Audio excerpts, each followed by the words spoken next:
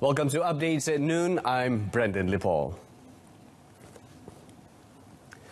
Malaysia and Singapore will announce further details regarding the Kuala Lumpur-Singapore High-Speed Rail HSR project through a joint statement in due course. The Prime Minister's office said in a statement that Tan Sri Muhyiddin Yassin and his Singapore counterpart Lee Hsien Loong had taken stock of the progress of discussions and gained a good understanding of each country's positions. According to the statement, Tan Sri Muhyiddin and Lee Hsien Loong had a video conference call on the HSR project in view of the 31st December deadline for the second and final extension of the suspension of the project. The statement said both Prime Ministers also reaffirmed the strong bilateral relations between the two countries, covering many areas of cooperation and the sincere desire to further strengthen these relations for mutual benefit. The proposed HSR line aims to reduce travel time between Kuala Lumpur and Singapore to around 90 minutes by train from the current 11 hours on existing train services. When operational, the line will offer an express service between Kuala Lumpur and Singapore, a domestic service from Kuala Lumpur to Iskandar Puteri, and a shuttle service from Iskandar Puteri to Jurong East.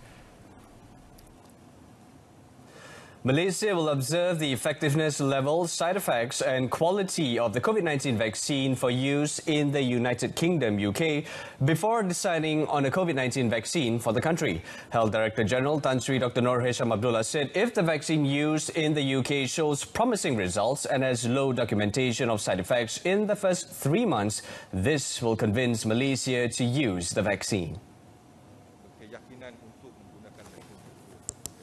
Apapun kita tunggu juga iaitu kajian klinikal fasa 3 yang masih belum lagi kita lihat dan belum lagi dikaji dengan sepenuhnya. Jadi kita perlukan data-data sebelum sebarang keputusan dibuat. Jadi perjanjian kita untuk dapatkan vaksin ialah vaksin tersebut perlu dan mesti didaftarkan kepada FDA dan juga NPRA. He said the UK is the first country to allow the emergency use of the COVID-19 vaccine, and the country is expected to receive delivery of 40 million doses. The Medicines and Healthcare Products Regulatory Authority recently approved Pfizer-BioNTech's COVID-19 vaccine for use in the UK. In other development, Tan Sri Dr. Noor Hisham said the Health Ministry had detected 150 COVID-19 positive cases of community infection resulting from the Teratai cluster. The Ministry have so far conducted 6,609 screenings in the cluster, with 5,083 positive cases detected. Setakat ini, sehingga 2 Disember 2020, dianggarkan sebanyak 150 kes positif COVID-19 dilaporkan di peringkat komuniti dan di luar kawasan PKPD yang melibatkan kluster teratai. Iaitu kita lihat sekarang ini, yang untuk warga negara, bukan warga negara, mereka duduk di asrama dan ataupun penginapan yang telah disediakan oleh majikan.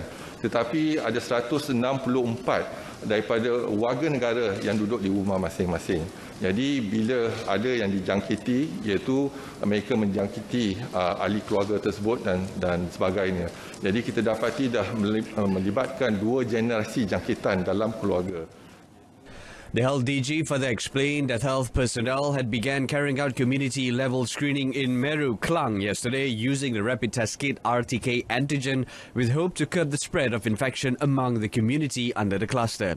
Meanwhile, Tan Sri Dr. Noor Hisham said the ministry was considering requests from Selangor and Negeri Sembilan, who have seen a spike in COVID-19 cases, to recall all their health personnel who have been temporarily deployed to Sabah.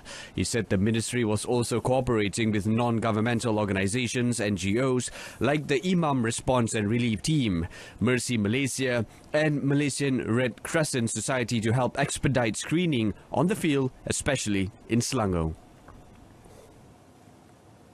The public should not worry about using the MySejahtera application, as the collected data is secure and protected under the Personal Data Protection Act 2001, or rather, Data Protection Act 201.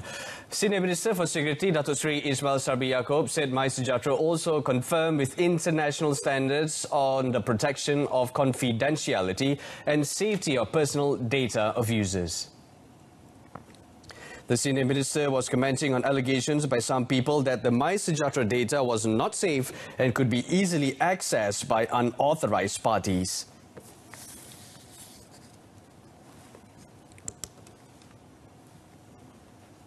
Data MySejahtera ni dimiliki sepenuhnya oleh Kementerian Kesihatan dan dikawal selia oleh Agensi Keselamatan Cyber Negara dan juga MKN, Majlis Keselamatan Negara. Dan ia juga dikawal di bawah Akta Perlindungan Data Pribadi. Di bawah Akta Perlindungan Pribadi ini makna setiap data yang berkaitan dengan pribadi dilindungi oleh akta ini. Dan ianya merupakan satu kesalahan jika data pribadi dikongsi oleh sesiapa saja.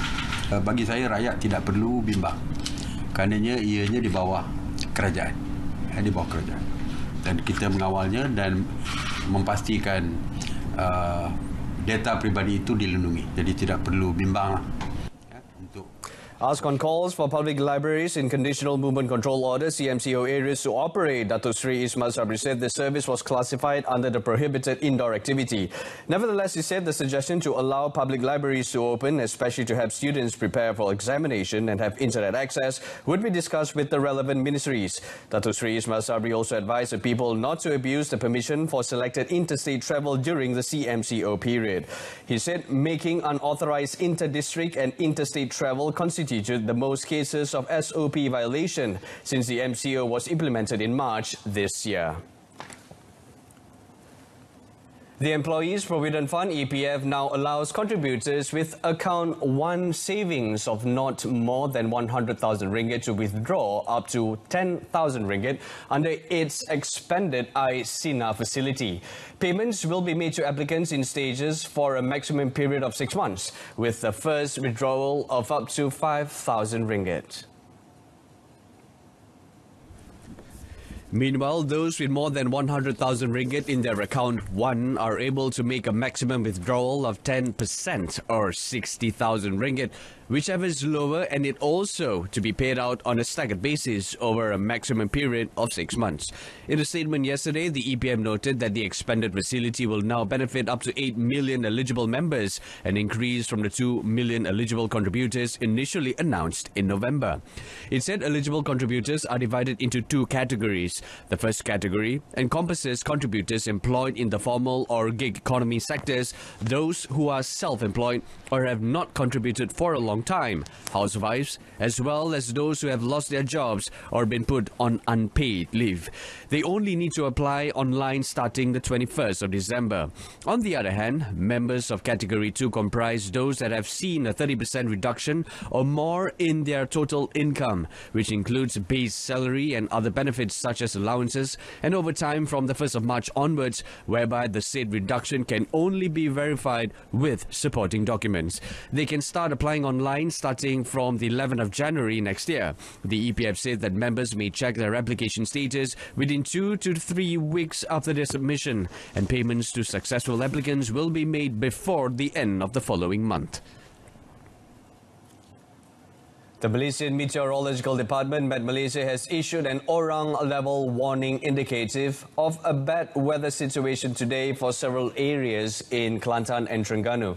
It identified the areas in Kelantan as Tumpat, Pasir Mas, Kota Baru, Bachok and Pasir Putih, and those in Terengganu as Besut, Setiu, Kuala Nerus and Kuala Terengganu.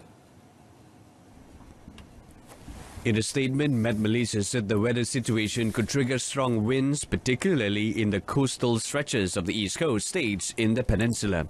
It also said that many areas in the West Coast states and federal territories of the peninsula, such as Perak, Selangor, Kuala Lumpur, Putrajaya, Negeri Sembilan and Melaka, as well as Johor, are expected to experience thunderstorms, heavy rain and strong winds in the evening and early part of the night. The weather will be similar in the interior of Pahang, Western Sabah and Western Sarawak, and the situation can cause flash floods in low-lying areas as well as structural damage. Met Malaysia northeasterly winds are between 50 km per hour and 60 km per hour, and waves as high as 4.5 meters are expected in the waters of Kelantan, Terengganu and Pahang, and cause the seawater to rise along the coasts and at river mouths. That's it from us this afternoon. In our top story, EPF allows contributors to withdraw savings. Join us for news at 10 this evening on saluran Berita RTM on My Freeviews channel 123. You can also stream us from RTM's MyClick mobile application. Till then, I'm Brendan Lipol. Thanks for watching. Have a good day.